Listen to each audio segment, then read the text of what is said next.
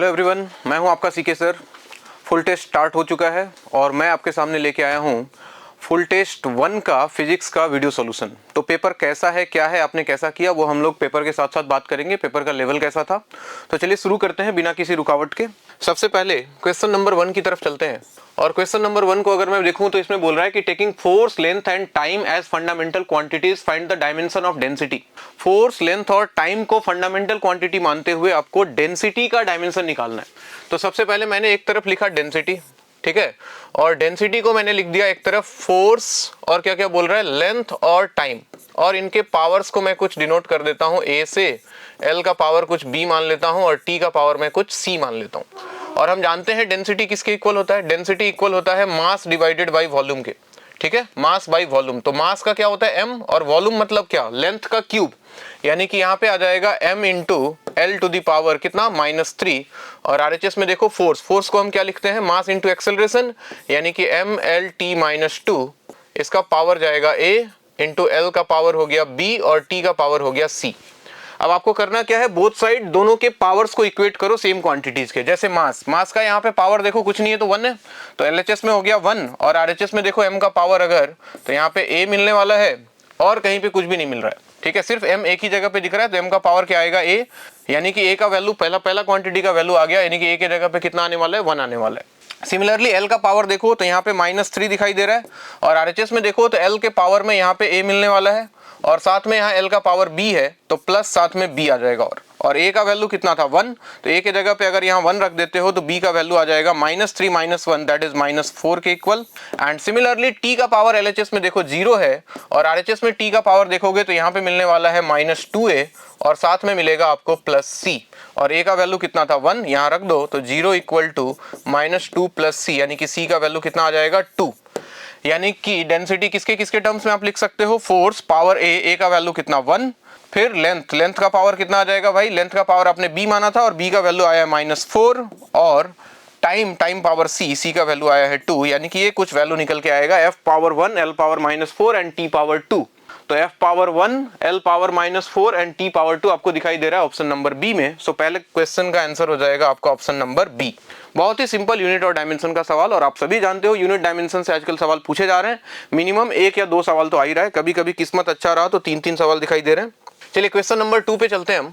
Question number 2 में देखो एक ग्राफ बना के दिया आपको, एक्सेलरेशन टाइम ग्राफ। अब ग्राफ आपको पढ़ना आना चाहिए। ग्राफ को अगर ध्यान से देखो तो बोल रहा है, lift starts from rest as shown in figure, its acceleration is plotted against time when it comes to rest, computes its displacement from the starting point. यानी कि t = 0 से अगर देखो तो t = 0 से t = 4 सेकंड तक एक्सेलरेशन आपको constant दिखाई दे रहा है, पॉजिटिव एक्सेलरेशन कितना, 2 मीटर पर सेकंड स्क्वायर का। तो सबसे पहले इसकी बात कर लेते हैं। t = 0 से t = 4 सेकंड की अगर बात करूं तो एक्सेलरेशन जो है वो पॉजिटिव है और 2 मीटर पर सेकंड स्क्वायर के इक्वल है, ठीक है बात यहाँ पे। और पार्टिकल स्टार्ट्स फ्रॉम रेस्ट है, ठीक है, लिफ्ट स्टार्ट्स फ्रॉम रेस्ट, यानी कि इनिशियल स्पीड 0 है। तो इसने सबसे पहले 4 सेकंड में कितना डिस्टेंस कवर किया, फॉर्मूला लगा रहा हूं मैं, s = ut + ½ at²। आप ध्यान से सोचो तो इनिशियल स्पीड 0 था लिफ्ट का, तो 0 + ½ इंटू एक्सेलरेशन कितना दिया हुआ है, 2 इंटू टाइम कितना लगा, 4 सेकंड, तो यहाँ पे आ गया 4², 2 से 2 कैंसिल हुआ, यानी कि इनिशियल 4 सेकंड में लिफ्ट ने कितना डिस्टेंस ट्रेवल किया है, 16 मीटर का, ठीक है। अब उसके बाद देखो एक्सेलरेशन 0 हो गया, एक्सेलरेशन तो 0 हो गया t = 4 सेकंड पे, लेकिन लिफ्ट के पास क्या है, कुछ एक स्पीड आ चुका होगा। तो सबसे पहले t = 4 सेकंड पे स्पीड निकाल लूं, मैंने यूज किया v = u + at। Initial speed 0 था, एक्सेलरेशन इसका 2 था और टाइम लगा 4 सेकंड, यानी कि जब एक्सेलरेशन 0 हुआ तब तक लिफ्ट के पास जो स्पीड आ चुका था वो आ चुका था 8 मीटर पर सेकंड का। अब इस कांस्टेंट स्पीड से, अब चूंकि एक्सेलरेशन 0 हो गया, एक्सेलरेशन 0 हो गया तो पार्टिकल क्या करेगा, कांस्टेंट स्पीड से मूव करेगा, और कितने टाइम के लिए, 4 से 8, यानी कि अगेन 4 सेकंड। यानी कि अगला कहानी मैं लिख रहा हूं t = 4 से लेके t = 8 सेकंड तक। इसकी अगर बात करूं तो formula simply s = ut + ½ at², में एक्सेलरेशन 0 है तो सिंपली s = vt आप लगा सकते हो, जहां पे v का वैल्यू आप निकाल चुके हो 8 और टाइम लगा है अगेन 4, और ये वैल्यू आ रहा है कितना, 32 मीटर का, यानी कि सेकंड, यानी कि इस वाले दौरान जब एक्सेलरेशन 0 था पार्टिकल का तो उसने डिस्टेंस कितना ट्रेवल किया, 32 मीटर अगेन। अगेन ध्यान से देखो 8 से 12 के बीच में क्या हुआ, एक्सेलरेशन निगेटिव, यानी कि रिटार्डेशन स्टार्ट हो गया कितना, -2 मीटर पर सेकंड स्क्वायर। यानी कि अगर मैं लिखूं t = 8 टू t = 12 की कहानी, देखो इनिशियल स्पीड तो वही रहेगा क्योंकि कांस्टेंट स्पीड से पार्टिकल जा रहा था, तो इनिशियल स्पीड वही है, लेकिन इस बार एक्सेलरेशन जो है वो निगेटिव में आ गया, -2 मीटर पर सेकंड स्क्वायर का। तो आप फिर से लगा लो S3 ut + ½ at², initial speed रहेगा 8, टाइम लगा है 4, माइनस हाफ एक्सेलरेशन ए की जगह पे -2 रखा है तो माइनस बाहर आ गया 2 × t², t अगेन 4 है तो 4², ये 2 से 2 गया, ये वैल्यू देखो आ रहा है 32 - 16, यानी कि ये वैल्यू भी आ गया कितना, 16 मीटर का। तो टोटल डिस्टेंस पार्टिकल ने कवर कितना किया, तीनों का ऐड कर दो, पहला था 16, दूसरा निकल के आया था 32 और तीसरा आया फिर से 16। और आप ध्यान से देखो तो 16 + 16 32, 32 + 32 नेट वैल्यू निकल के आ रहा है कितना, 64 मीटर का। यानी कि पार्टिकल जो है वो रेस्ट में आने से पहले टोटल कितना डिस्टेंस कवर कर चुका था, 64 मीटर का। और अगर आप ऑप्शंस देखो तो पहला ऑप्शन बिल्कुल सही लग रहा है, option number A is correct. ठीक है, आगे बढ़ते हैं क्वेश्चन नंबर 3 की तरफ। अगर क्वेश्चन नंबर 3 की बात करूं, एक बार सवाल पढ़ते हैं। बोल रहा है अगेन काइनेमेटिक्स का सवाल दिख रहा है, a point moves along an arc of circle of radius r। Particle जो है एक सर्कल पे मूव कर रहा है जिसका रेडियस जो है आपको r गिवन है। Its velocity depends on the distance covered s as v = k√s। अच्छा, ये दिया हुआ है भाई, वेलोसिटी जो है डिस्टेंस पे कुछ इस तरह से डिपेंड कर रहा है कि एक कांस्टेंट है। Determine the angle theta between the acceleration and tangential acceleration. आप जानते हो कि सर्कुलर मोशन में जब भी पार्टिकल होता है तो उसके पास दो एक्सेलरेशन होते हैं, एक होता है सेंट्रीपिटल एक्सेलरेशन जिसको रेडियल एक्सेलरेशन बोलते हैं, और एक होता है टेंजेंशियल एक्सेलरेशन। तो मान लेते हैं कि किसी टाइम पे पार्टिकल यहाँ पे था, इसके पास दो एक्सेलरेशन है, एक तो सेंटर की तरफ जिसको मैं AC बोल रहा हूँ और एक टेंजेंशियल डायरेक्शन में जिसको मैं AT बोल रहा हूँ, और दोनों का net resultant let us assume कुछ यहाँ पे है जिसको मैं नेट एक्सेलरेशन A बोल रहा हूँ। आपसे पूछा है कि नेट एक्सेलरेशन और टेंजेंशियल एक्सेलरेशन के बीच का एंगल थीटा कितना है, इसके बारे में पूछा जा रहा है आपसे। एक काम करते हैं, AC और AT निकालते हैं। सबसे पहले AC की अगर बात करूं सेंट्रीपिटल एक्सेलरेशन की, तो इसका वैल्यू आपने पढ़ा होगा v²/r के इक्वल, तो इसका स्क्वायर कर दोगे तो ये बन जाएगा k²s / r। ये तो सिंपल सी कहानी है। AT का वैल्यू होता है बच्चों dv/dt। टेंजेंशियल एक्सेलरेशन की अगर बात करें dv/dt। अब ध्यान से देखो dv/dt निकालना है, या फिर एक्सेलरेशन डायरेक्ट v/dv/dx वाला फॉर्मूला भी लगा सकते हो, मैं डायरेक्टली कर देता हूं मैथमेटिक्स से। तो अगर इसको मैं डिफरेंशिएट करूं, देखो k तो कांस्टेंट है, √s का डिफरेंशिएशन हो जाएगा 1/2 √s, यानी कि वही s⁻² 1/2 है तो s⁻² 1/2 + 1, वही वाली कहानी है, डिवाइडेड बाय 1/2 बाहर आएगा, इंटू पावर में 1/2 - 1 करोगे तो अल्टीमेटली रिजल्ट आएगा √s का 1/2 √s। और साथ में मैं s का डिफरेंशिएशन t के रेस्पेक्ट में कर रहा था तो साथ में एक ds/dt और आएगा मार्केट में। ठीक है, तो यहां से वैल्यू मिलता है आपको k / 2 √s इंटू ds/dt को हम क्या v बोल सकते हैं, सही है। तो ये वैल्यू आ गया देखो k / 2 √s इंटू v का वैल्यू यहां से उठा के रख देता हूं, v का वैल्यू कितना गिवन था, k√s, तो k इंटू √s। तो यहां से देखो आप ये वैल्यू आ गया, √s से √s कैंसिल हो गया, तो ये वैल्यू आ रहा है कुछ k² / 2 के इक्वल। अब मुझे एंगल थीटा निकालना है, इस वाले वेक्टर को उठा के यहाँ शिफ्ट कर दो, तो इस वाले ट्रायंगल में देखो आप tan थीटा लगा सकते हो परपेंडिकुलर बाय बेस। तो परपेंडिकुलर इसका किसके इक्वल हो जाएगा, AC के, और बेस कितना बन जाएगा 80। तो मैंने लिख दिया यहाँ पे कितना, tan theta equal to, simply मैं लिख सकता हूँ AC / 80, और AC का वैल्यू हमने निकाला था k²s / r, और डिवाइडेड बाय 80 ये वाला टर्म करूं तो ये उल्टा हो जाएगा 2/k²। k² से k² देखो कैंसिल आ जाएगा, ये वैल्यू आ रहा है कुछ निकल के 2s / r, ये s है 25 मत समझना। तो tan theta equal to 2s/r। अब देखो ऑप्शन बिल्कुल सजा के दिया हुआ है आपके सामने, option number D is correct, सही बात। Let's move to question number 4। अगर क्वेश्चन नंबर 4 की तरफ मैं देखूं, क्या बोल रहे हैं देखो, a gun fires 2 bullets at 30 degree and 60 degree.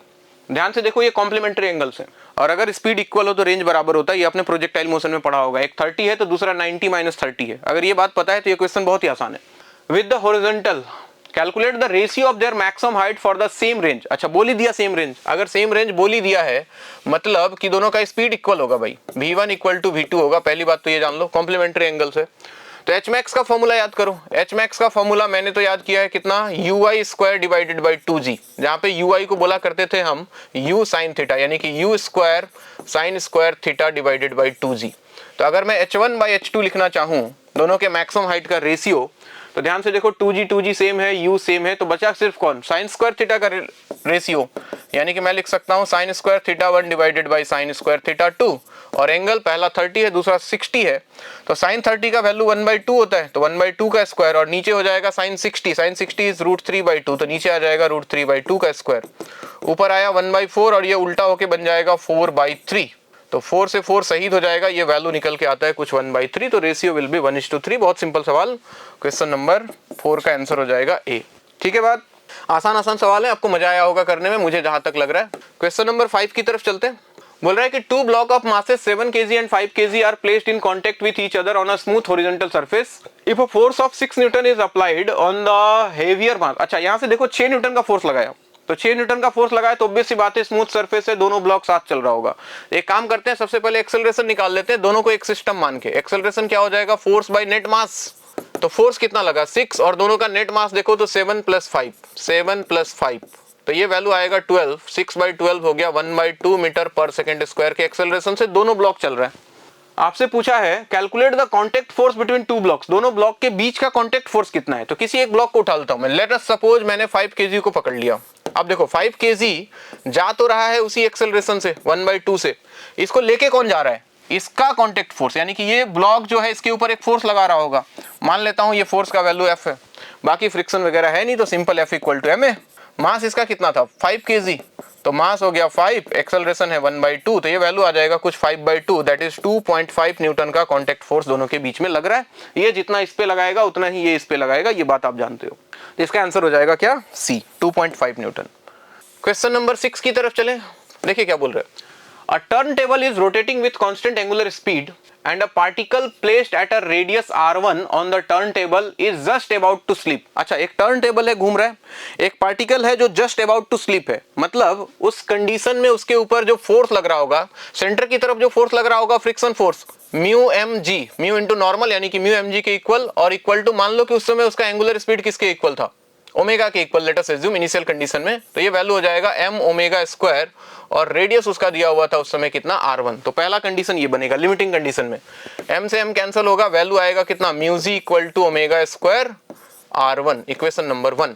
आगे क्या बोल रहे हैं, if the angular speed of the turn table is halved, पहले अगर ओमेगा था तो अभी ओमेगा को क्या कर दिया, आधा कर दिया, then find the radius r2 at which particle is just about to slip. अब किस रेडियस पे पार्टिकल स्लिप करने के कंडीशन में होगा, तो मैं फिर से लगा रहा हूं μmg, second condition, equal to m into omega के जगह पे मैंने लिख लिया ω/2² इंटू रेडियस हो गया इसका r2, m से m गया, और μg का वैल्यू इक्वेशन 1 से डाल देता हूं, कितना ω² r1 इक्वल टू ये वैल्यू हो गया देखो ω²/4 इंटू r2, ओमेगा स्क्वायर से ओमेगा स्क्वायर शहीद हो गया, आप देखोगे R2 का वैल्यू 4 को LHS ट्रांसफर कर दो तो 4 इंटू R1 के इक्वल, यानी कि अब किस रेडियस पे particle is just about to slip, initially जितना रेडियस था उसका 4 टाइम्स, यानी कि 4 R1 के इक्वल, और आप देखो ऑप्शन नंबर सी जो है इसका करेक्ट है, सही बात। Let's move to question number 7। चलिए जी, क्वेश्चन नंबर 7 देखते हैं। बोल रहा है कि a batsman deflect ball by an angle of theta without changing its initial speed which is equal to u। अच्छा देखना कहानी क्या हुआ, इधर से बॉल आया u से, और ये इधर चला गया बैट्समैन के हिट करने के बाद सेम स्पीड u से, और जो एंगल टोटल डिफ्लेक्ट हुआ वो एंगल थीटा है। आपको निकालना है determine the impulse imparted to the ball. Impulse मतलब चेंज इन मोमेंटम आपको फाइंड करने की कोशिश करनी है। तो सबसे पहले इनिशियल और फाइनल कंडीशन में आपको दिखा देता हूँ। ये u से आया था, मतलब ये इनिशियल u था, अगर ये पूरा एंगल थीटा है तो ये θ/2, ये भी θ/2, मतलब ये भी θ/2। तो इसके दो कंपोनेंट होते, एक इधर u cos θ/2 और एक इधर की तरफ u sin θ/2। ठीक, सिमिलरली फाइनली जब इसका स्पीड u है और ये एंगल अगर θ/2 है तो इसके दो कंपोनेंट, एक इधर u cos θ/2 और एक नीचे की तरफ आएगा u sin θ/2। मैं लिख रहा हूं चेंज इन मोमेंटम, ध्यान दें, डेल्टा p। डेल्टा p का मतलब है p final minus p initial, final momentum minus initial momentum. तो फाइनल मोमेंटम अगर ध्यान से देखो मास इनटू इसका स्पीड, देखो इसके दो कंपोनेंट मैंने कर लिए सिंप्लीफिकेशन के लिए। तो एक आ रहा है तुम्हारा u cos θ/2 i कैप, और एक नीचे की तरफ है ना तो minus u sin θ/2 into j cap. ये हो गया फाइनल, माइनस इनिशियल लिखोगे तो मास इनटू, इनिशियली देखो एक स्पीड इधर था एक स्पीड इधर था, तो एक आ गया माइनस u cos θ/2 इंटू आई कैप, और ये माइनस u sin θ/2 इंटू जे कैप। अगर आप इसको सॉल्व करोगे, देखो कोई एक कंपोनेंट कैंसिल हो रहा है, यहाँ पे मिलेगा माइनस mu sin θ/2 और ये माइनस माइनस प्लस हो जाएगा, तो ये साइन वाला कंपोनेंट कैंसिल हो जाएगा, और ये दोनों ऐड होके आपको मिलने वाला है 2mu cos θ/2 इंटू आई कैप। तो ऐसा कुछ आंसर आएगा 2mu cos थीटा बाई 2। तो आप देखो ध्यान से, तो option number B is correct. ठीक है बात, ये भी कुछ खास नहीं, सिंपल सवाल। Question number 8। क्वेश्चन नंबर 8 में बोल रहा है block of mass m is released from top of a stationary wedge. ध्यान से देखो, स्टेशनरी वेज है, यहाँ से एक ब्लॉक है, इसको छोड़ दिया। इमेजिन कर सकते हो क्या होगा, ये बॉल यहाँ पे, इसका पोटेंशियल एनर्जी था mgh के इक्वल। फ्रिक्शनलेस सरफेस है क्या, यस, नेग्लेक्टिंग फ्रिक्शन। तो ये पोटेंशियल एनर्जी mgh लेके आएगा, और यहाँ आने के बाद थोड़ा सा गैप है ज्यादा, बट इमेजिन करना है कि ये ब्लॉक स्प्रिंग के साथ अटैच होकर स्प्रिंग को कंप्रेस करने की कोशिश करेगा। तो आपसे वही पूछ रहा है कि find the maximum compression. Maximum compression कब होगा, जब इसका सारा का सारा पोटेंशियल एनर्जी स्प्रिंग के पोटेंशियल एनर्जी में स्टोर हो जाएगा। तो सिंपली एनर्जी कंजर्वेशन लगा दो। इनिशियल एनर्जी इसके पास कितना है, mgh के इक्वल था, तो बहुत सिंपल सवाल है। और फाइनली जब ये स्प्रिंग को मान लो x डिस्टेंस कंप्रेस कर चुका है, तो एनर्जी स्टोर हो चुका होगा स्प्रिंग में हाफ के x स्क्वायर के इक्वल। तो यहां से देखो तो x स्क्वायर का वैल्यू आ जाएगा कितना, 2mgh डिवाइडेड बाई k। तो x का वैल्यू आपको मिलने वाला है under root 2mgh divided by k के इक्वल। तो ऐसा कुछ आएगा value, under root 2mgh divided by k। Option number C is correct. Next question number 9। Question number 9 देखिए, बोल रहा है from a disc of radius r and mass m। ठीक है, एक डिस्क है, डिस्क जिसका रेडियस r है, मास इसका कैपिटल M है। A circular hole of diameter r, circular hole of diameter r is, circular hole of diameter r whose rim passes through the center is cut. What is the moment of inertia of the remaining part of the disk? अच्छा सुनिएगा ध्यान से, diameter r मतलब radius r by 2। बोला कि इसका कुछ इस तरह से r by 2 रेडियस का, इसको काट के निकाल लिया, ये पूरा भरा हुआ है, ठीक है, इसको काट के निकाल लिया बाहर।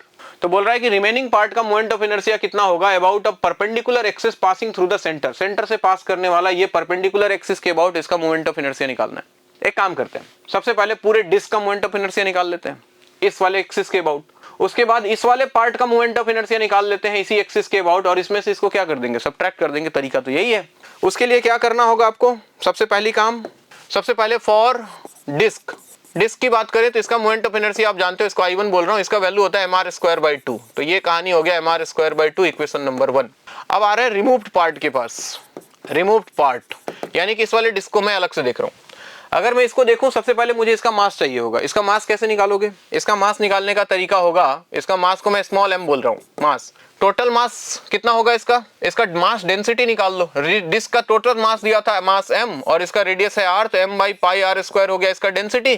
मास per unit area multiplied by area of this disc, और इसका एरिया हो जाता pi into r square. r square का मतलब r square divided by 4।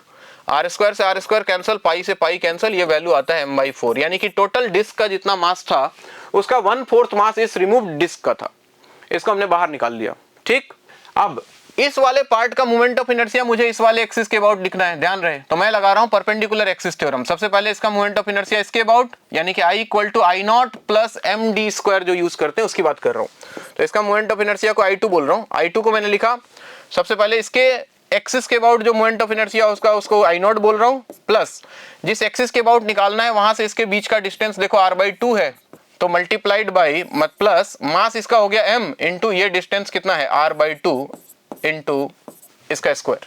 I equal to I not plus M D square, और I नॉट का value disc का खुद के एक्सिस के अबाउट वही mr स्क्वायर बाई 2, लेकिन इसका मास कितना है m/4, तो m/4 इंटू इसका स्क्वायर करोगे रेडियस का, तो r square by 4 divided by 2, ये आ गया अपने एक्सिस के about, plus M D square, यानी कि इसका मास कितना m/4 इंटू इसका स्क्वायर करोगे तो r स्क्वायर डिवाइडेड बाई 4 के इक्वल। सही है, तो ये वैल्यू कितना आ रहा है भाई, कैलकुलेट कर लो। दोनों से कॉमन कितना आ गया, दोनों से कॉमन आ गया mr square divided by 16 common कर लेते हैं, तो यहाँ पे बचेगा mr स्क्वायर बाई 16, बाहर निकाल लोगे तो 1/2, और यहाँ बचा 1, तो 1/2 प्लस 1 हो गया 3/2, तो ये वैल्यू आ जाएगा कुछ 3 mr square divided by 2 into 16 कितना हो गया 32। तो ये टोटल डिस्क का मोमेंट ऑफ इनर्शिया और ये रिमूव्ड पार्ट का मोमेंट ऑफ इनर्शिया, तो टोटल में से इसको रिमूव कर दो तो नेट मोमेंट ऑफ इनर्शिया आपके पास आने वाला है mr square by 2 minus 3/32 mr square. दोनों से mr स्क्वायर चाहो तो कॉमन कर लो, mr स्क्वायर बाई 2, तो ये वैल्यू कुछ निकल के आएगा कितना 16 माइनस 3 ऊपर 13 कुछ आएगा, 13 डिवाइडेड बाई 32 mr स्क्वायर, ऐसा कुछ वैल्यू आपको मिलने वाला है। और ऐसा ऑप्शन देखो आपको ऑप्शन डी में बिल्कुल दिखाई दे रहा है। तो ये मोमेंट ऑफ इनर्शिया का बेसिक कॉन्सेप्चुअल सवाल, ऐसे सवाल आपने किए होंगे, अगर किए होंगे तो बिल्कुल ये सवाल आपसे बनना चाहिए। क्वेश्चन नंबर 10 की अगर बात करें, बोल रहा है कि a body weighs 300 newton on the surface of earth, how much will it weigh half way down the centre of the earth, मतलब अर्थ के सेंटर की तरफ आधा, सरफेस से अगर आधा डिस्टेंस मतलब r/2 नीचे चले जाएं तो यहाँ पे इसका वेट कितना होगा। सरफेस पे मैं g का वैल्यू g मान लूं तो mg का वैल्यू आपको गिवन है 300 न्यूटन। अब नीचे जैसे जैसे जाते हैं, हम सभी जानते हैं कि जैसे जैसे अर्थ के नीचे जाओगे या ऊपर जाओगे, एक्सेलरेशन ड्यू टू ग्रेविटी का वैल्यू डिक्रीज करता है in both the cases. Surface पे मैक्सिमम होता है और नीचे जाते टाइम जो एक्सेलरेशन ड्यू टू ग्रेविटी निकालने के लिए हम एक्सप्रेशन यूज करते हैं दैट इज जी होता है अर्थ के ऊपर सरफेस पे into 1 minus H by R, where R is radius of earth, ध्यान रहे, और एच हो गया कितना नीचे गए हो आप, तो जी इंटू 1 माइनस एच का वैल्यू आपको गिवन है r/2 divided by R, R से आर गया, 1 minus 1/2 is 1/2 that is g/2। यानी कि अर्थ के सरफेस से जब आप r/2 डिस्टेंस नीचे चले जाओगे तो g इफेक्टिव का वैल्यू जो है जितना सरफेस पे था उसका आधा हो जाएगा, g/2 के इक्वल। तो उसका वेट कितना हो जाएगा mg/2, वेट इसका वेट हो जाएगा mg/2 और mg का वैल्यू कितना 300, मतलब जितना था उसका आधा, बेसिकली 150 न्यूटन के आसपास आएगा ये वैल्यू। तो इसका ऑप्शन हो जाएगा ऑप्शन नंबर ए। ठीक है बात। Let's move to question number 11। बोल रहा है determine the elastic potential energy stored per unit volume while stretching a wire. L दिया हुआ है small L, change in length, L is original length, F is force. अच्छा, potential energy किसके equal होता है पढ़ा होगा आपने, that is half into stress into strain के, स्ट्रेस इंटू स्ट्रेन, यानी कि हाफ इंटू स्ट्रेस क्या होता है फोर्स पर यूनिट एरिया, और स्ट्रेन आप लिखा करते हो याद करो change in length divided by original length. तो ये आ गया तुम्हारा हाफ इंटू फोर्स पर यूनिट एरिया को ए ही दिया हुआ है, change in length is small L divided by original length is capital L. तो ये वैल्यू आएगा कुछ FL divided by 2AL। Simple सा सवाल, ऑप्शन नंबर बी करेक्ट है। तो कुछ छोटे छोटे सवाल भी डाले गए हैं पेपर में ताकि पेपर आपको बहुत ज्यादा टफ ना लगे, बैलेंस पोजीशन में रहे। Let's move to question number 12। बोल रहा है कि if radius of a spherical liquid drop surface tension S, अच्छा सरफेस टेंशन S दिया है, increases from r to r plus dr, determine the corresponding increase in surface energy। Energy में कितना change होगा, जितना वर्क डन होगा, और work done अगर आप याद करो आपने पढ़ा होगा सरफेस टेंशन में बिल्कुल, that is equal to surface tension multiplied by change in area, यानी कि 4 pi r2 square minus 4 pi r1 square. ठीक है, स्फेयर का surface area 4 pi r square. लेकिन इसमें दिक्कत क्या है, दिक्कत ये है कि 4 पाई r2 का जो वैल्यू है वो r प्लस dr के इक्वल है, तो यहाँ पे आ जाएगा r plus dr whole square minus 4 pi initial radius r square. अब इसको थोड़ा सा सॉल्व करने की कोशिश करते हैं, 4 पाई कॉमन आ जाएगा तो 4 पाई s बाहर हो गया, इसका होल स्क्वायर तोड़ दूं तो r square plus dr square plus 2r dr, ठीक है, माइनस r स्क्वायर से r स्क्वायर कैंसिल हुआ। अब देखो एक छोटा सा मतलब अप्रोक्सीमेशन यूज करना होगा कि dr जो है वो बहुत छोटा है, कोई टर्म अगर बहुत छोटा है 0.0000 समथिंग, अगर आप उसका स्क्वायर कर देते हो तो वो टर्म और भी ज्यादा छोटा हो जाता है। तो dr तो छोटा था ही, मतलब dr स्क्वायर वेरी स्मॉल, तो आप इसको बाकी टर्म्स के कंपैरिजन में नेग्लेक्ट किया जा सकता है। इसको नेग्लेक्ट अगर कर दें तो बचा सिर्फ कौन, 2r dr, इसको इससे मल्टीप्लाई कर दोगे तो ये वैल्यू आएगा 4 × 2 हो जाएगा 8s पाई r dr, ऐसा कुछ वैल्यू आएगा 8s पाई r dr। आप ध्यान से देखो ऑप्शन नंबर ए में दिखाई दे रहा है, सो आपका आंसर हो गया ऑप्शन नंबर ए। ठीक, क्वेश्चन नंबर 13 में बोल रहा है कि hollow sphere of external radius r and thickness t। एक हॉलो स्फीयर है जिसका कुछ थिकनेस है, भाई बोला कि इसका थिकनेस जो है वो t है, ये वाला वैल्यू, और इसका एक्सटर्नल रेडियस जो है कैपिटल R के इक्वल है, ऐसा दिया हुआ है। Is made of a metal of density rho in which the following conditions, in which of the following conditions sphere will float. अच्छा, ये वाटर पे फ्लोट करेगा, इसका कंडीशन बताना है, वाटर का डेंसिटी 1 लेना है। तो वाटर में सबसे पहले इसका मास निकाल दो। ये वाटर पे कोई भी चीज जो है, कोई भी पार्टिकल जो है वाटर पे फ्लोट कब करता है, जब उसका खुद का मास और उसने जितने वाटर को डिस्प्लेस किया है उसका मास, यानी कि स्फीयर का मास इसके द्वारा जो वाटर डिस्प्लेस हुआ है उसके मास से क्या हो, वैल्यू कम हो जाए। ये आपने पढ़ा होगा बचपन में बिल्कुल। तो सबसे पहले मास ऑफ स्फीयर निकाल लो आप। मास ऑफ स्फीयर कैसे लिखोगे आप, मास होता है volume into density, volume into density. तो डेंसिटी इसका रो दिया हुआ है और इसका वॉल्यूम कितना हो जाएगा, इसका सरफेस एरिया हो गया 4 pi r square multiplied by इसका थिकनेस t, ये हो गया इसका मास। एंड दूसरा निकाल रहा हूं मैं mass of displaced water, mass of displaced water, water कितना डिस्प्लेस करेगा ये m2 बोल रहा हूं इसको। तो वाटर का डेंसिटी हो गया रो g multiplied by volume of sphere, तो ये हो जाएगा तुम्हारा 4/3 पाई r3, ये वैल्यू आएगा, और इसका वैल्यू 1 है बेसिकली, तो ये वैल्यू आ जाएगा कितना 4/3 पाई r3 के इक्वल। ठीक, डेंसिटी ऑफ वाटर।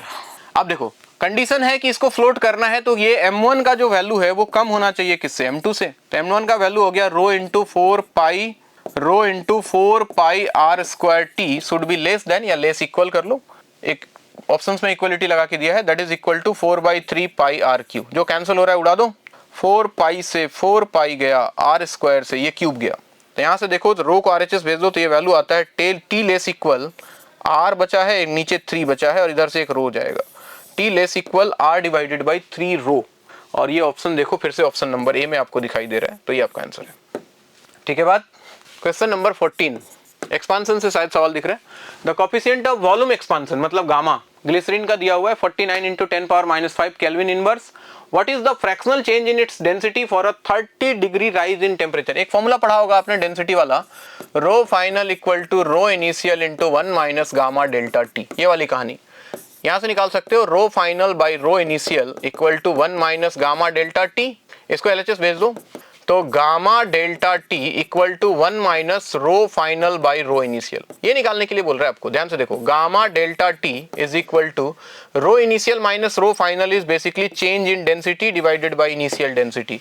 एंड इसी को हम लोग फ्रैक्शनल चेंज के नाम से जानते हैं। 100 से मल्टीप्लाई कर दोगे तो परसेंटेज में आ जाएगा। तो इसका वैल्यू सिंपली किसके इक्वल है, गामा डेल्टा टी के। और गामा का वैल्यू आपको दिया हुआ है 49 इंटू 10⁻⁵ और delta T change in temperature. Change in temperature degree में लो चाहे केल्विन में लो एक ही बात है, दैट इज 30। तो यहाँ पे हमने इसका वैल्यू 30 रख लिया, तो ये वैल्यू कुछ आ जाएगा 3 into 9 27 147 into 10 to the power कितना आ रहा है वैल्यू, ये -4 पॉइंट। यहाँ पे अगर लगाना चाहो तो 1.47 into 10⁻⁻2, option number B. This value is 1.47 into 10⁻⁻2, so option number B is correct. आगे बढ़ते हैं क्वेश्चन नंबर 15 की तरफ। 15 में शायद पेन ना चलाना पड़े, आपने पढ़ा होगा। Newton's law of cooling is a special case of which of the following concepts. किस कॉन्सेप्ट का ये स्पेशल केस है। आप जानते हो कि सबसे पहले आया था स्टीफन्स लॉ। स्टीफन्स लॉ ने बताया था कि dQ/dt का जो वैल्यू होता है, dQ/dt का वैल्यू होता है EA sigma T⁴ minus T0⁴। तो उनका जो एक्सप्रेशन था वो काफी कॉम्प्लिकेटेड था, जिसको हम लोग स्टीफन्स लॉ के नाम से जानते थे। फिर न्यूटन साहब ने क्या किया, इसको थोड़ा सिंप्लीफाई करके इसी को उन्होंने बोल दिया कि dQ/dt is basically directly proportional to change in temperature of body minus temperature of surrounding. तो इसको हम लोग NLC बोल देते हैं, न्यूटन्स लॉ ऑफ कूलिंग के नाम से जानते हैं। तो ये बेसिकली किसके साथ रिलेटेड होता है, स्टीफन्स लॉ के साथ। तो इसका आंसर तो ए हो जाएगा। Question number 16। क्वेश्चन नंबर 16 की बात करूं तो बोल रहा है कि an ideal gas undergoes a cyclic process as shown in the figure, determine the heat supplied to the gas during the cycle. Heat निकालना है। इस सवाल में एक लोग गलती क्या करेंगे, ध्यान देना, ये VP कर्व है, इधर वॉल्यूम है इधर प्रेशर है। मैं इधर बना दे रहा हूँ, शायद डायग्राम आपको ना दिख रहा हो। ये प्रेशर है, ये वॉल्यूम है, और ये कर्व कुछ ऐसा बना के दिया हुआ है, कुछ इस तरह से। और ये साइकिल देखो, साइकिल इज वेरी इंपॉर्टेंट ना, क्लॉकवाइज और एंटी क्लॉकवाइज। मैंने बताया था अगर PV कर्व हो तो क्लॉकवाइज साइकिल का जो एरिया होता है वो पॉजिटिव होता है, यानी कि वर्क डन पॉजिटिव होता है। लेकिन वही अगर VP कर्व आ जाए तो क्लॉकवाइज साइकिल का जो एरिया है वो निगेटिव आएगा, यानी कि वर्क डन इसका निगेटिव आएगा। तो बेसिकली अगर यहाँ पे मैं वर्क डन निकालना चाहूँ सबसे पहले, तो वर्क डन होगा निगेटिव, क्योंकि क्लॉकवाइज साइकिल है और VP कर्व है। और बाकी जो बचा वो एरिया है, तो एरिया क्या है, ट्रायंगल ही तो है। तो हाफ इंटू बेस, बेस का वैल्यू कितना हो जाएगा 4 - 2 2, और हाइट हो जाएगा इसका कितना 10 - 5 5। तो ये वैल्यू आएगा -5 जूल का वर्क। हमें निकालना हीट, तो आप लगा दो first law, Q equal to W plus delta U।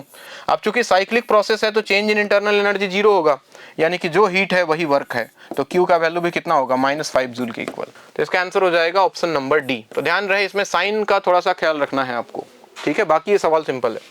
अगला क्वेश्चन नंबर 17 में क्या बोल रहा है, what happens to the temperature of an ideal gas in an adiabatic expansion. अच्छा, दो बातें ध्यान रखने वाली हैं। एडियाबैटिक एक्सपांसन में टेम्परेचर और वॉल्यूम का रिलेशन देखो तो T⁵ power gamma -1 equal to constant, ऐसा कुछ रिलेशन आता है। तो कहीं ना कहीं टेम्परेचर और वॉल्यूम जो है एक दूसरे के इनवर्सली रिलेटेड होता है, यानी कि अगर वॉल्यूम बढ़ाओगे तो टेम्परेचर घटेगा, वॉल्यूम घटाओगे तो टेम्परेचर का वैल्यू क्या होगा, इंक्रीज होगा। तो आपसे बोल क्या रहा है, एडियाबैटिक एक्सपांसन की बात कर रहा है। एडियाबैटिक एक्सपांसन मतलब वॉल्यूम इंक्रीज किया जा रहा है। वॉल्यूम इंक्रीज करेगा तो टेम्परेचर क्या करेगा, डिक्रीज करेगा। बड़ी सिंपल सी बात है।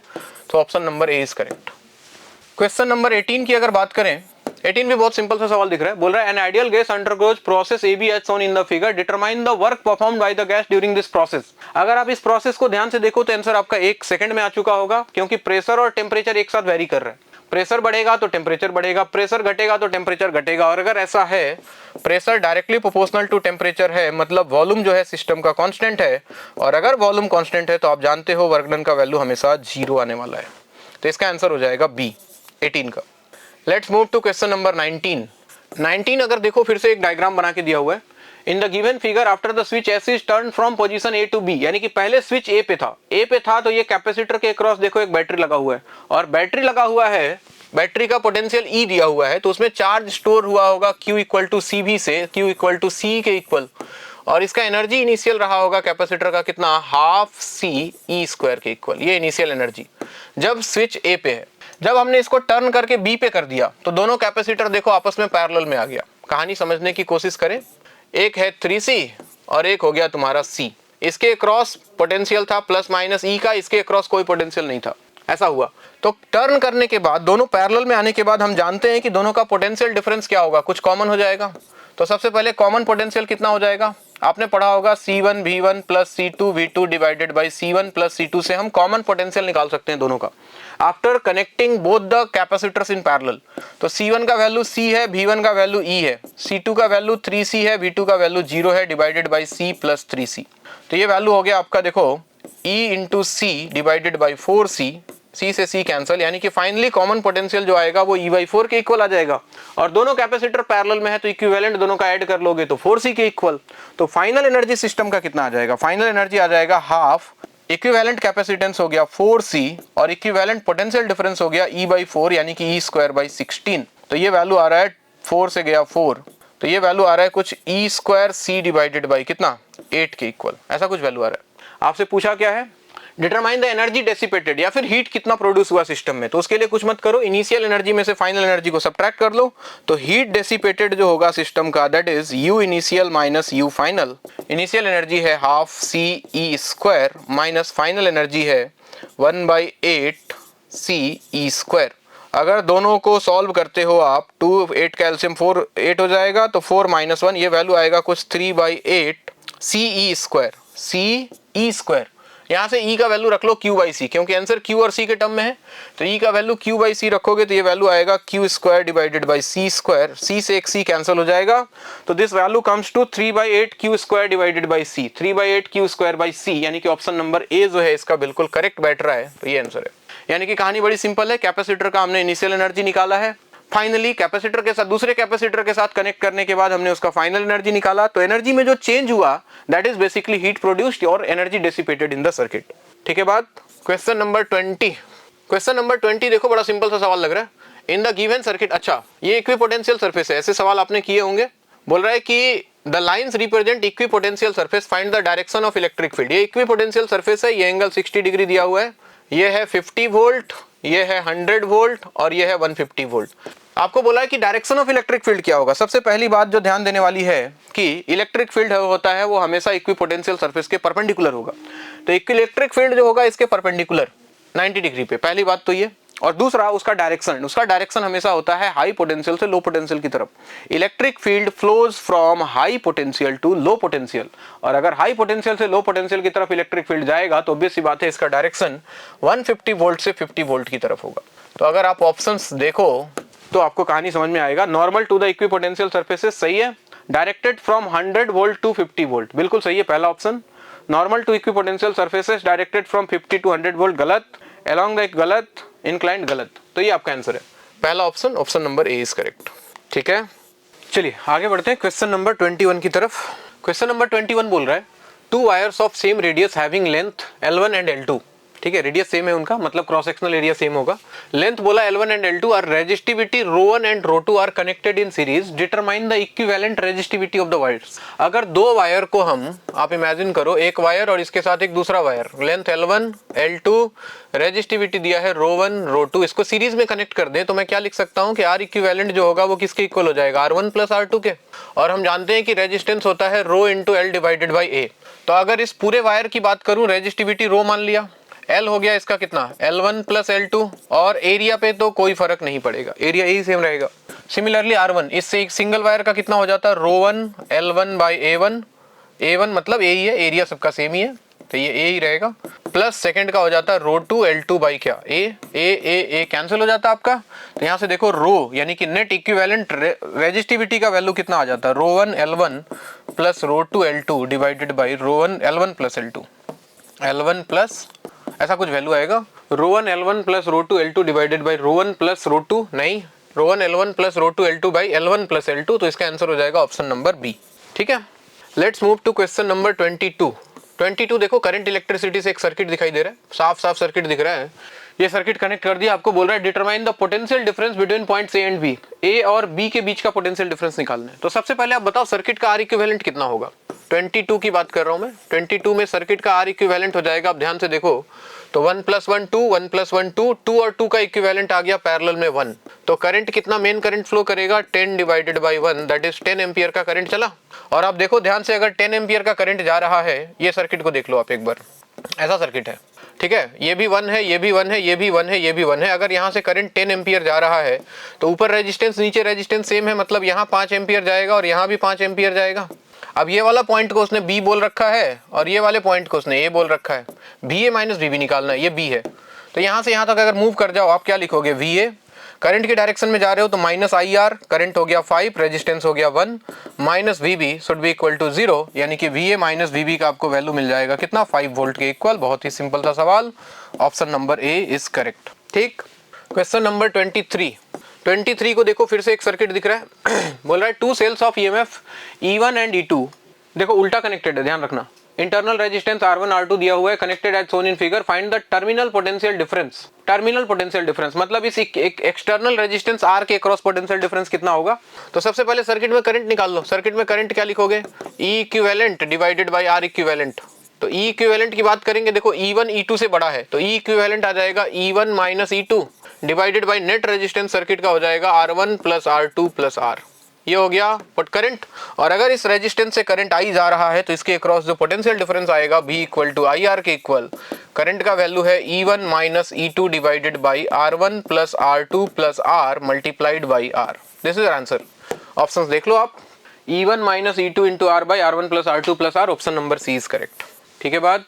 नेक्स्ट क्वेश्चन नंबर 24 में अगर चले हम, ये देखो तो बोल रहा है the coefficient of linear expansion of brass and steel rods are alpha 1 and alpha 2 respectively. ठीक है, लीनियर एक्सपांशन दिया हुआ है, बोल रहा है कि if L1 minus L2 is maintained at same at all temperatures then which of the following relations are good। L1 minus L2 same maintain करने का मतलब एक स्टील रॉड है एक ब्रास रॉड है, बोला कि इसका लेंथ मान लो कुछ L1 था, इसका लेंथ क्या था L2 था, इसका कोफिशिएंट ऑफ एक्सपांशन अल्फा 1 इसका अल्फा 2 है।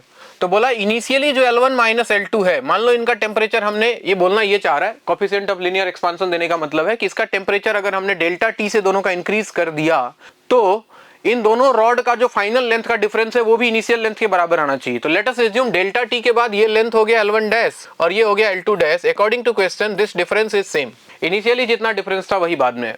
तो क्या लिख लोगे, लिखो जरा, L1 माइनस L2 equal to L1 dash का वैल्यू हो जाएगा L1 into 1 plus alpha 1 delta T और L2 डैश का वैल्यू हो जाएगा L2 into 1 plus alpha 2 delta T.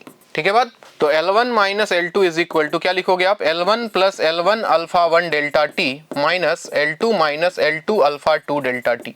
L2 L1 L2 L1 cancel हो गया, इसको इधर ले आओ तो आपके पास आ जाएगा L2 alpha 2 delta T is equal to L1 alpha 1 delta T cancel हो गया।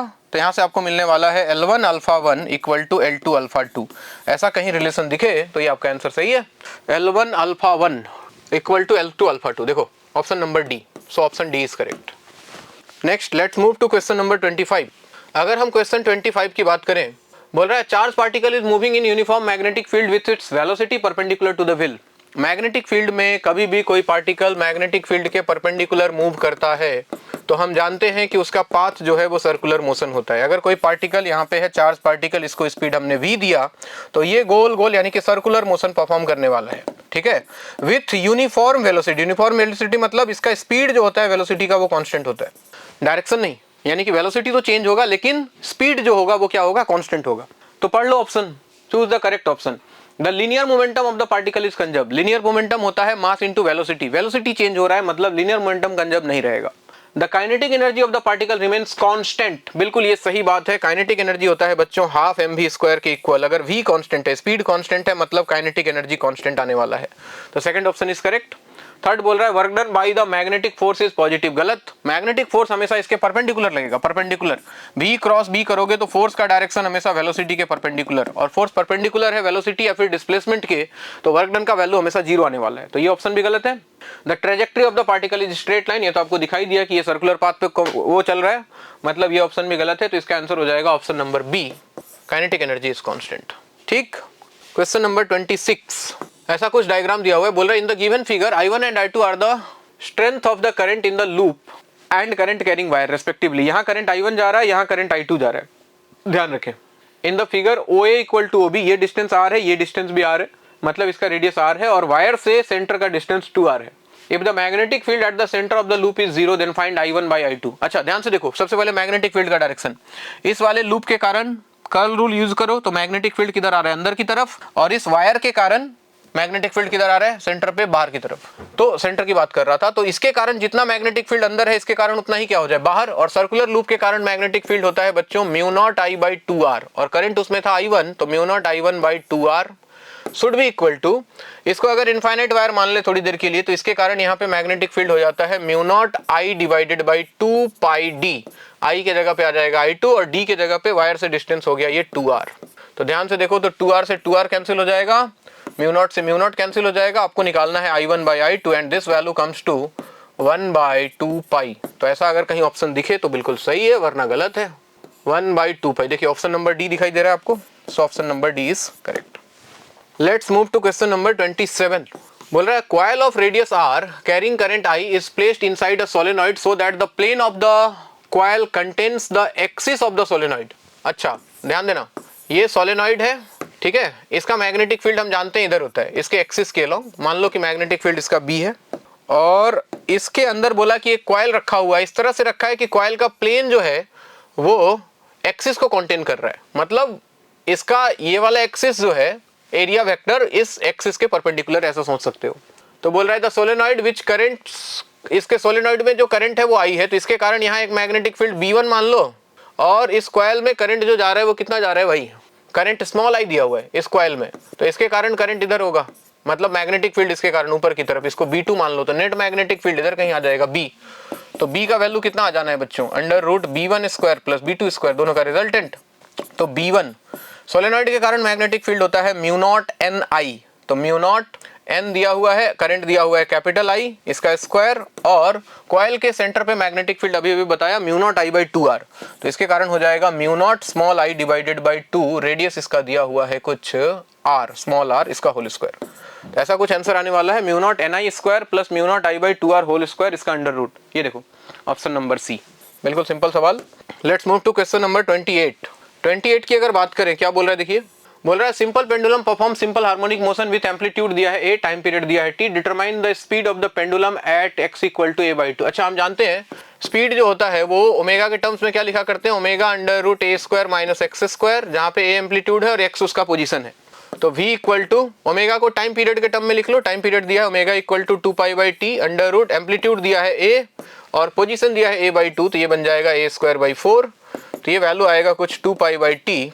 ये देखो 4a स्क्वायर माइनस ए स्क्वायर यानी कि 3a स्क्वायर, बाहर आएगा तो रूट 3a डिवाइडेड बाई 4 का रूट हो गया 2, 2 से 2 हो गया कैंसिल, वैल्यू आ रहा है कुछ root 3a pi divided by capital T यानी कि टाइम पीरियड, तो root 3a pi by capital T, और ये आंसर आपको दिख रहा है जहां तक मुझे दिख रहा है ऑप्शन नंबर बी में, तो ये सही है। अगला क्वेश्चन नंबर 29 देखिए क्या दिया हुआ है, बोल रहा है the equation of a standing wave in a stretched string is given by y equal to 4 sin 2 pi. अच्छा देखो y equal to a sin kx cos omega t, ये k का वैल्यू दिया हुआ है, ध्यान से देखो ये k है और ये ओमेगा है, where x and y are in centimetre and t is in second, determine the separation between the two adjacent nodes, दो एडजेसेंट नोड्स के बीच का सेपरेशन क्या होगा। तो सबसे पहले k का वैल्यू दिख लो, आप लेमडा निकालो सबसे पहले, तो k का वैल्यू दिया हुआ है आपको 2 पाई बाई 3 और k हम जानते हैं कि 2 पाई बाई लेमडा के इक्वल होता है, तो दिस इज 2 पाई बाई 3, 2 पाई से 2 पाई उड़ा, लेमडा का वैल्यू 3 आ गया।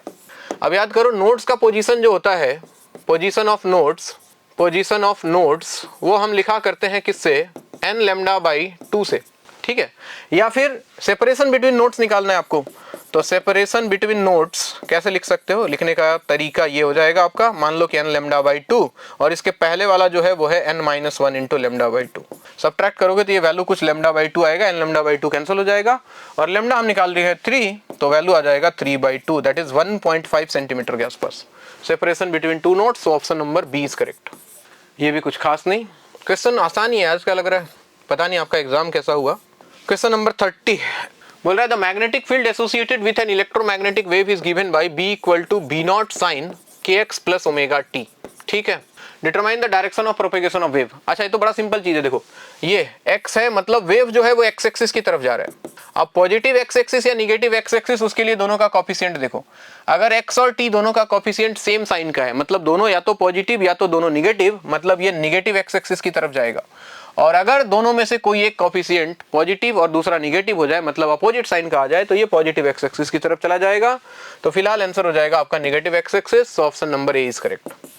नेक्स्ट क्वेश्चन नंबर 31 अगर आप देखो, if position coordinates of a particle are, x का पोजीशन दिया हुआ है उसका ct स्क्वायर और y का पोजीशन दिया हुआ है bt square as a function of time, then determine the expression on velocity. तो यहाँ से vx निकाल लो, vx का वैल्यू हो जाएगा क्या, dx बाई dt, तो ये वैल्यू आ जाएगा तुम्हारा 2ct कैप और vy का वैल्यू लिखोगे dy बाई dt से, तो ये वैल्यू आपको कुछ मिलने वाला है 2bt j cap. So velocity का एक्सप्रेशन पार्टिकल का आ जाएगा 2ct cap plus 2bt j cap, vector form में। मैग्नीट्यूड पूछे तो निकाल सकते हैं, बट फिलहाल पूछा नहीं, 2ct cap plus 2bt j cap, option number B is correct. Let's move to question number 32। बोल रहा है if the magnetic susceptibility of a paramagnetic material, magnetic susceptibility मतलब जीटा की बात कर रहा है ये, एट -73 डिग्री सेल्सियस इज 0.0075। देखो जीटा वन का वैल्यू दिया है 0.0075, जब टेम्परेचर कितना था -73 डिग्री सेल्सियस। तो आपसे बोल रहा है कि जब टेम्परेचर -173 हो जाएगा तो जीटा का वैल्यू क्या होगा। हम सभी जानते हैं कि मैग्नेटिक ससेप्टिबिलिटी जो है वो इनवर्सली प्रोपोर्शनल टू टेम्परेचर होता है, तो मैं इसको लिख सकता हूँ zeta 1 by zeta 2 equal to T2 by T1। तो जीटा 1 दिया हुआ है 0.0075, टेम्परेचर केल्विन में रखें, ध्यान रखें, जीटा 2 निकालना है, T2 -173 प्लस 273 करोगे तो ये वैल्यू आ जाएगा कितना 100, प्लस 273 करोगे तो 173 कैंसिल हो जाएगा, 100 बचेगा, और नीचे T1 के जगह पे -73 था, इसको प्लस 273 करोगे तो ये 200 बचेगा, तो 2 जीरो से ये 2 जीरो गया, जीटा 2 का वैल्यू आ जाएगा 2 इंटू 0.0075, यानी कि ये वैल्यू कुछ 0.015 ऐसा कुछ आएगा, ऑप्शन नंबर डी ये correct. Let's move to question number 33। देखिए 33 में बोल रहा है कि conducting triangular loop is moving through a uniform magnetic field B with speed v as shown in the figure. ये ऐसे जा रहा है, मैग्नेटिक फील्ड अंदर की तरफ है, v वेलोसिटी इसका इधर है, ये एंगल थीटा दिया हुआ है। ये find the motional EMF induced in side A B. अच्छा, ये वाले साइड की बात कर रहे हैं, देखो ये ए है, ये बी है, ये इधर जा रहा है v से, और ये एंगल थीटा बना के दिया हुआ है, मैग्नेटिक फील्ड अंदर की तरफ है b। तो बोला इसमें मोशनल ईएमएफ कितना आएगा, देखो ये v है तो ये थीटा हो गया भाई, ये थीटा है तो ये भी एंगल थीटा हो गया ना। अब ध्यान देना, ईएमएफ इंड्यूस्ड का जनरल फॉर्मूला होता है, अगर वेक्टर फॉर्म की बात करें तो v cross b dot l, ये जनरल फॉर्मूला है। बीबीएल हम पढ़ते हैं, बहुत सारे कंडीशंस लगाने के बाद आता है, but this is general, v cross b। हालांकि v और b देखो एक दूसरे के परपेंडिकुलर है, तो जब v भी साइन थीटा करोगे तो v भी साइन थीटा करोगे तो साइन 91 हो जाता है, तो हम इसको सीधा लिख दिया करते हैं vb, और इसका डॉट प्रोडक्ट l के साथ, मतलब vbl, और साथ में आएगा वैल्यू cos थीटा, जहां पे ध्यान रहे थीटा जो है वो v क्रॉस b और l के बीच का एंगल है। अब सोचो v क्रॉस b किधर आएगा, b अंदर की तरफ है, v इधर है, तो v क्रॉस b करोगे, v क्रॉस b ऊपर की तरफ जा रहा है, so this is direction of v cross b, ठीक है। और ये हो गया तुम्हारा l वेक्टर का डायरेक्शन, l वेक्टर, और इनके बीच का एंगल ये रहा, तो अगर ये एंगल थीटा है तो ये एंगल हो जाएगा 90 माइनस थीटा, तो कितना आ जाएगा बताओ, vbl cos थीटा के जगह पे मैं लिख रहा हूँ 90 माइनस थीटा, तो वैल्यू आ जाएगा तुम्हारा vbl, and cos 90 minus theta is basically sine theta, so answer आ जाएगा vbl साइन थीटा। तो ऑप्शन नंबर डी आपको दिख रहा है, बिल्कुल करेक्ट है। चलिए आगे बढ़ते हैं, आसान सवाल है आज का, आज तो 180 आना ही चाहिए, नहीं आया तो फिर तो मजा नहीं आएगा भाई। 34 बोल रहा है as per Bohr's atomic model what will be the minimum energy in electron volt required to remove an electron from the ground state of doubly ionized lithium atom।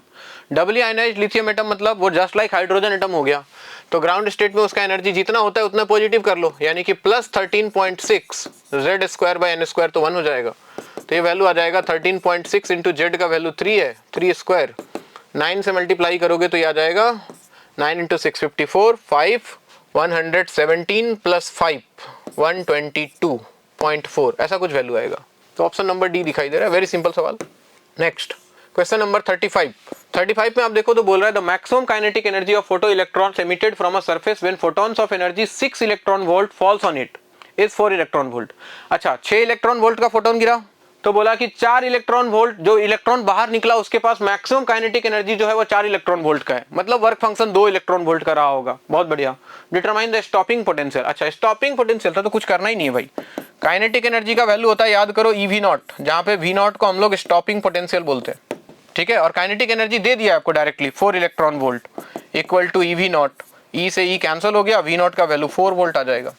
बस ध्यान रखना इस बात का, स्टॉपिंग पोटेंशियल के ऑप्शंस में कभी कभी वैल्यू नेगेटिव देगा, तो अगर आंसर में 4 और -4 दोनों आए तो आपका आंसर -4 टिक करना है। लेकिन हालांकि सिर्फ 4 दिखाई दे रहा है तो बहुत ज्यादा दिमाग लगाने वाली जरूरत नहीं है, क्योंकि stopping potential is basically reverse potential, वो पोटेंशियल जिसको अप्लाई किया जाता है फास्टेस्ट मूविंग इलेक्ट्रॉन को रोकने के लिए। ठीक है, तो ये हो जाएगा आंसर इसका A. Let's move to question number 36। क्या बोल रहा है, देखिए, the image of small electric bulb fixed on wall of a room is to be obtained on the opposite wall 3 metre away. अच्छा देखो, एक वॉल पे एक बल्ब लगा है, यहाँ पे एक बल्ब है, ठीक है, और इसका इमेज बनाना है एक दूसरे वॉल पे जो कि यहाँ से 3 मीटर दूर है। This is capital D basically. अच्छा, ये एक्सपेरिमेंटल वो फोकल लेंथ निकालने वाले सवाल अगर आपने किए होंगे तो ये बन गया होगा, कराया था मैंने क्लास में, अगर आपको याद हो। By means of a convex lens, बीच में एक कन्वेक्स लेंस लगाना है, ठीक है, ताकि इसका इमेज यहाँ बन जाए। कहानी ये है। तो आपको बोल रहा है what is the maximum possible focal length of the lens required for this purpose. सबसे पहले देखो, इस बल्ब का यहाँ पे इमेज बनाने का जो कंडीशन होता है, अगर इसका फोकल लेंथ f मान ले तो कंडीशन ये होता है d must be greater equal 4f।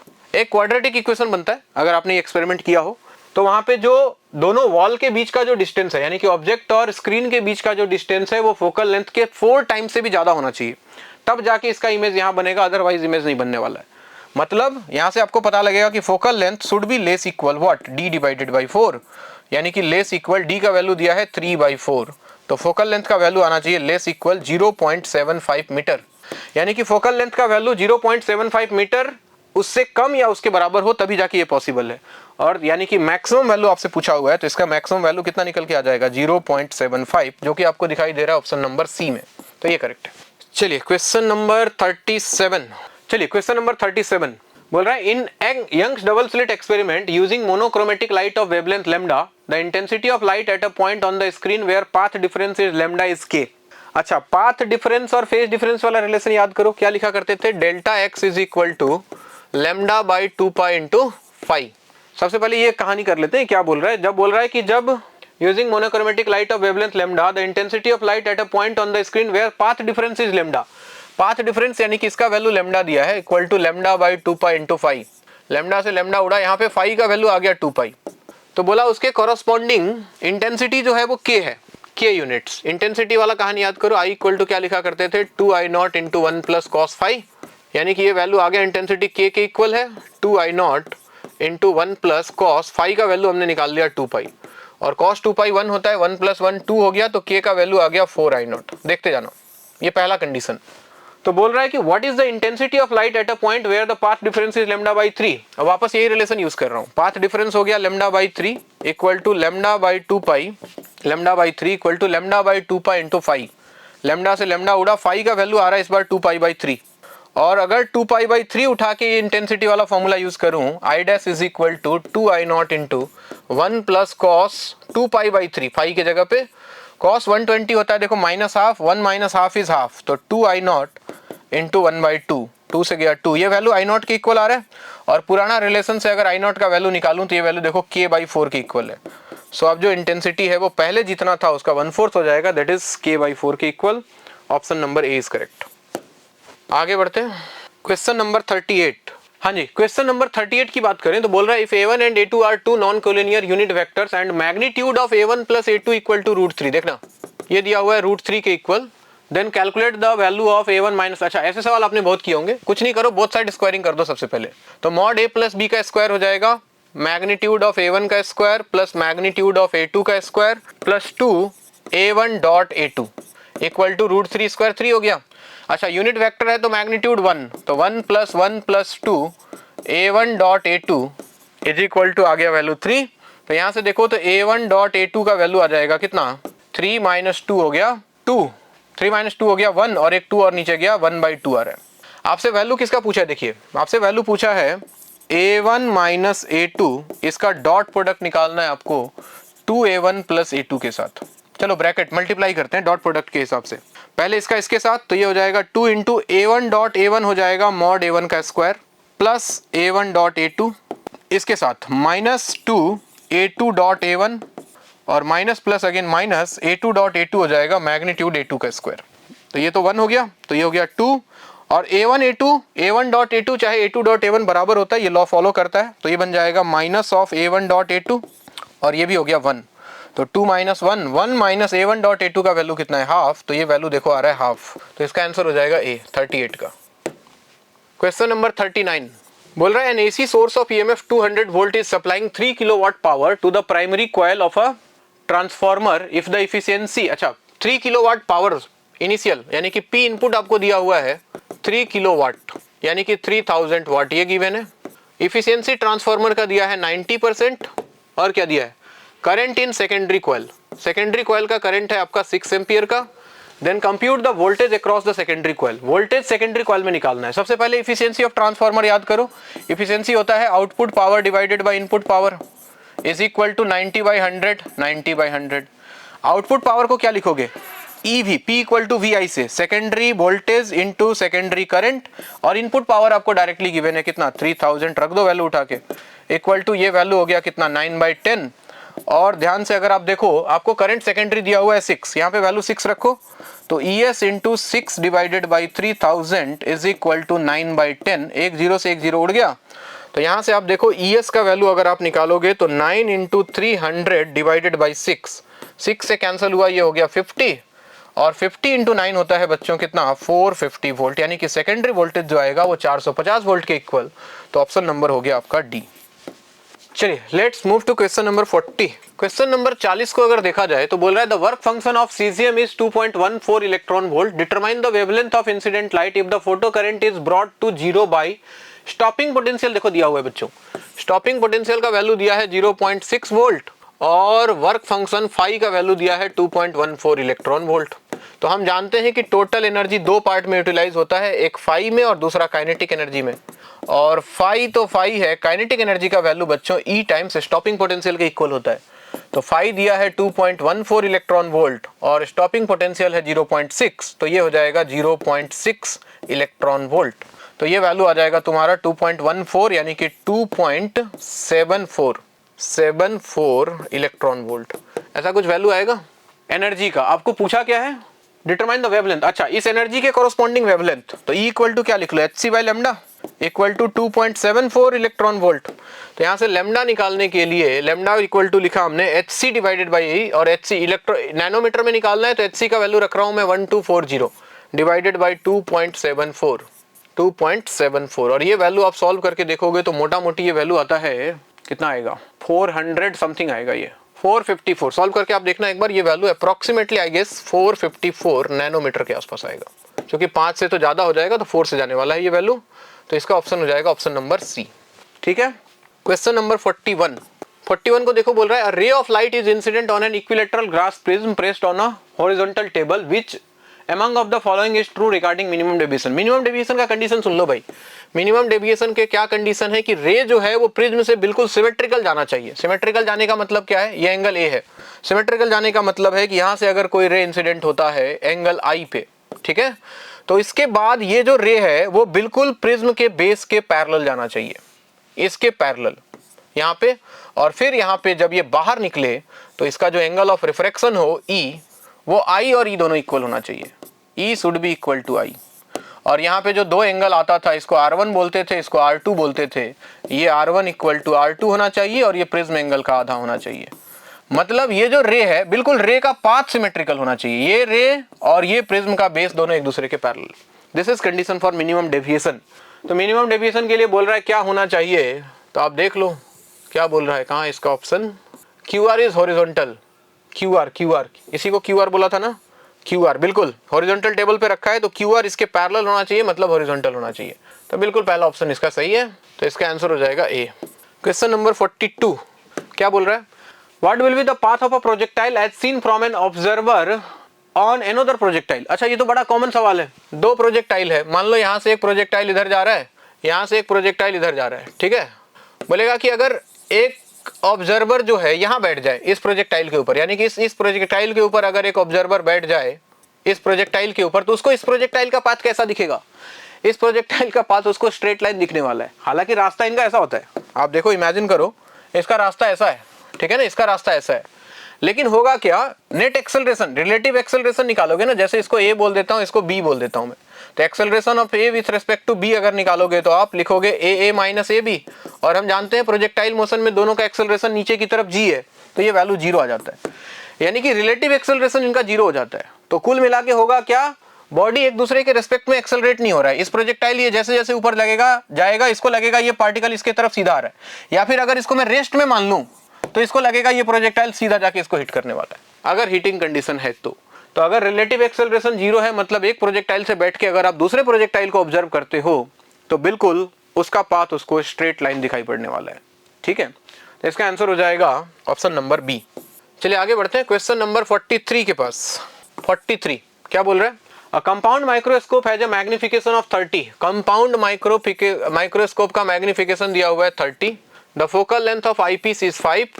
If the final image is formed at least distance of distinct vision. अच्छा, strained condition की बात कर रहा है, final image कैपिटल D पे बन रहा है।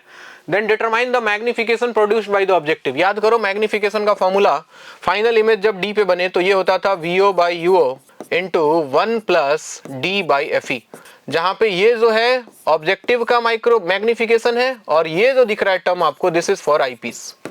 तो वैल्यू ये दिया हुआ है 30, ये आपको निकालना है और यहाँ वैल्यू रख दो, 1 प्लस डी हो गया 25, एफ ई हो गया 5, 5 से गया 5, 5 प्लस 1 6, 6 इधर आके डिवाइड करोगे तो एमओ का वैल्यू आएगा 30/6, यानी कि ऑब्जेक्टिव का मैग्निफिकेशन आ जाएगा 5।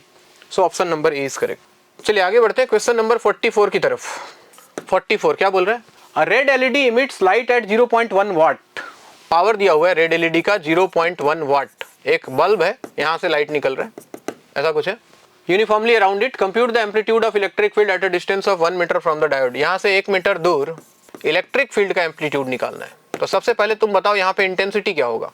यहाँ पे इंटेंसिटी का वैल्यू हो जाएगा, इंटेंसिटी होता है बच्चों पावर पर यूनिट एरिया, यानी कि P डिवाइडेड बाई ये पूरा एरिया स्फेयर का, जितने में एनर्जी फैल रहा है, तो 4πr²।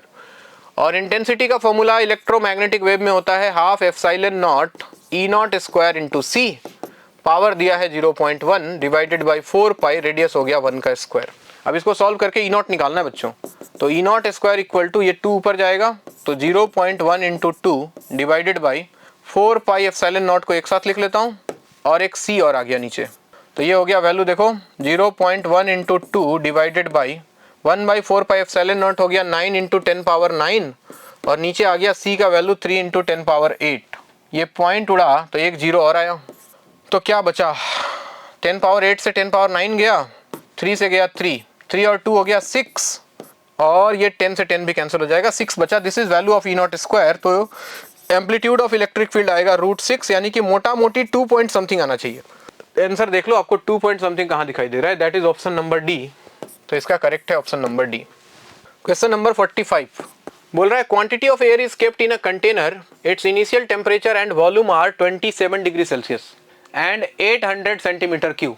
इनिशियल टेम्परेचर है केल्विन में, देखोगे तो ये है 300 केल्विन, और वॉल्यूम है initial 800 centimetre cube. Find the rise in temperature if the gas is compressed to 200 centimetre cube. Final volume हो गया, देखो कंप्रेशन हो रहा है, यानी कि वॉल्यूम घट रहा है इन अ शॉर्ट टाइम।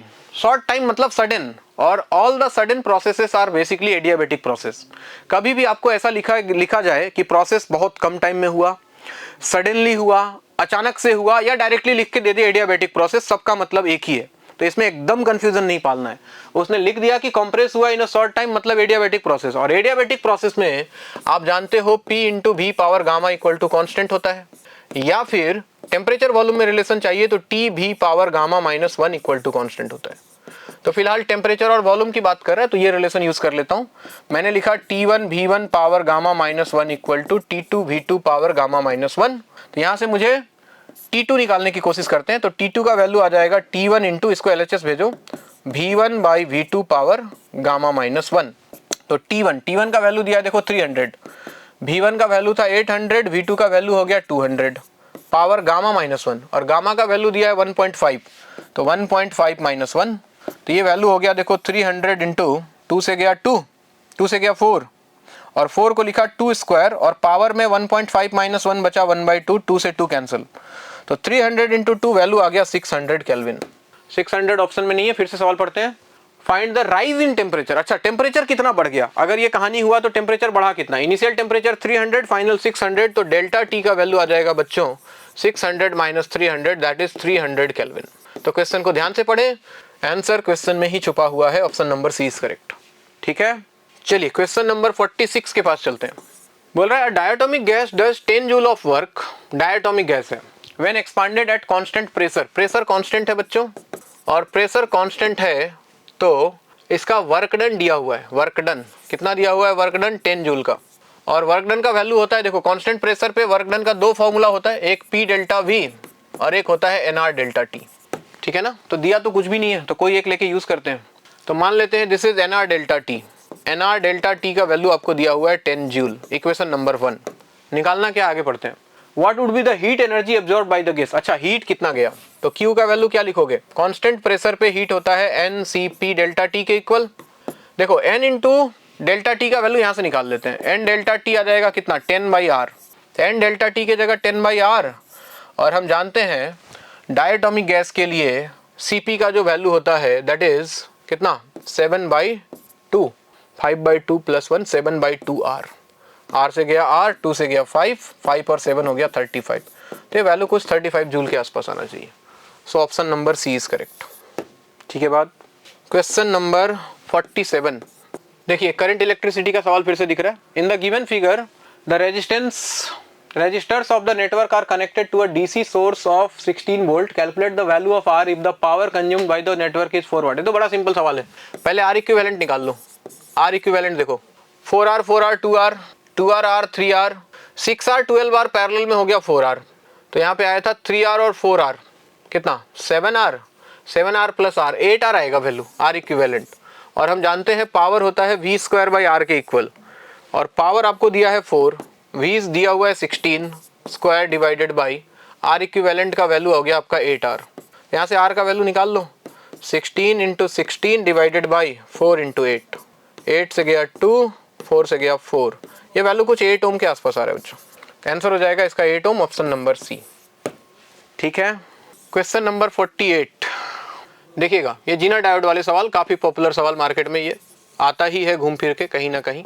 ये जीना डायोड लगा दिया, इसके अक्रॉस एक आउटपुट रेजिस्टेंस लगा दिया RL 4 kilo ohm.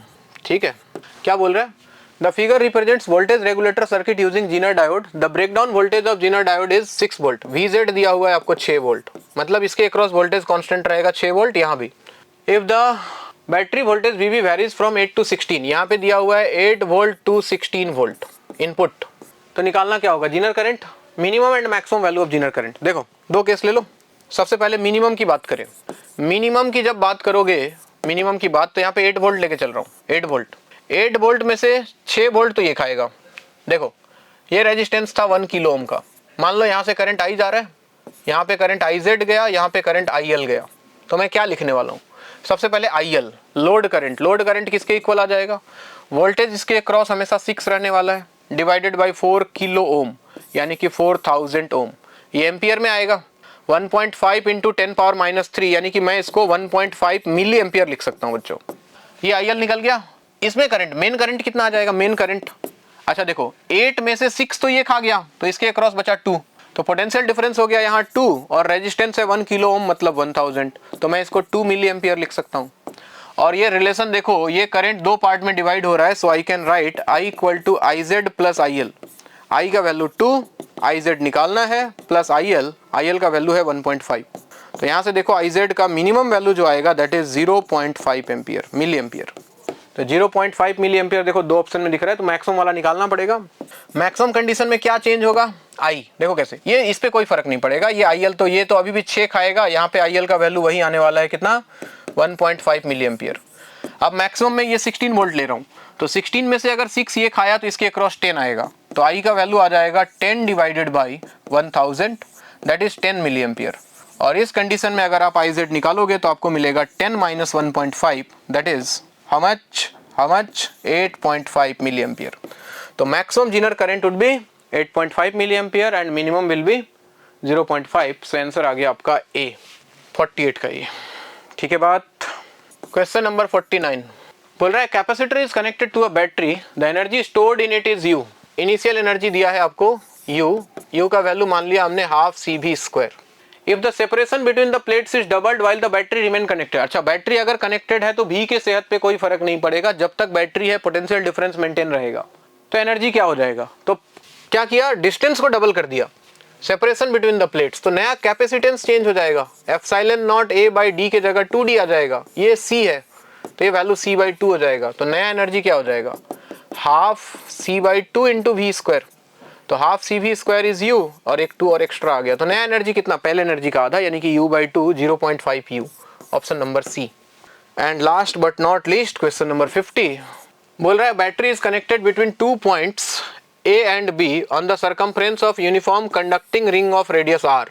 A B, ये A है ये B है, बोला कि इसके अक्रॉस बैटरी कनेक्ट कर दिया, बहुत बढ़िया। अच्छा ये सवाल तो पहले भी आया, रेजिस्टेंस दिया है कैपिटल R रिंग का, one of the arc AB of the ring subtend angle theta at centre. अच्छा सेंटर पे देखो ये आर्क जो है ये वाला एंगल कुछ थीटा बना रहा है, तो ये वाला वैल्यू कितना हो जाएगा, पाई माइनस थीटा हो जाएगा। मैग्नेटिक फील्ड पूछ रहा होगा सेंटर पे, centre due to the current in the ring. अब देखो होता क्या है कहानी में, समझ लो, ये सवाल बार बार आता है, अभी समझा दे रहा हूँ, बढ़िया समझ लो। मान लो यहाँ से करंट आई गया, तो करंट यहाँ आई गया, तो इधर कुछ करंट I1 जाएगा, इधर कुछ करंट I2 जाएगा, ठीक है।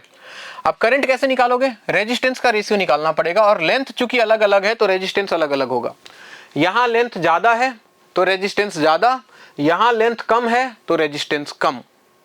मतलब अगर यहाँ रेजिस्टेंस ज्यादा है तो यहाँ करंट कम होगा, यहाँ करंट ज्यादा होगा, यानी कि एक तरफ करंट कम जा रहा है, एक तरफ करंट ज्यादा जा रहा है। और ध्यान से सोचो, इसके कारण सेंटर पे मैग्नेटिक फील्ड अंदर की तरफ और इसके कारण बाहर की तरफ। करंट इस तरह से डिवाइड होता है कि जितना अंदर होता है उतना ही बाहर होता है, थीटा से इंडिपेंडेंट होगा, बिल्कुल बिल्कुल इंडिपेंडेंट, थीटा का वैल्यू कुछ भी हो। इसके कारण मैग्नेटिक फील्ड दूसरे वाले के कारण, मतलब बाकी हाफ जो पोर्शन बच गया उसके कारण बिल्कुल अपोजिट होगा, मतलब मैग्नीट्यूड सेम होगा, डायरेक्शन अपोजिट होगा, तो नेट मैग्नेटिक फील्ड सेंटर पे हमेशा 0 आएगा, चाहे थीटा का वैल्यू कुछ भी हो। और इस पे नीट ने 2 या 3 बार सवाल पूछा है, तो आप चाहो तो एक बार चेक कर सकते हो। तो it's answer will be 0 for all values of theta, 50 option हो जाएगा D। तो ये था आज का पेपर, और कुल मिला के अगर मैं बोलूं तो पेपर आज का आसान था, बिल्कुल प्योर नीट लेवल। नीट में जैसा लास्ट ईयर सवाल आया था बिल्कुल वैसा ही सवाल बनाने की कोशिश की थी।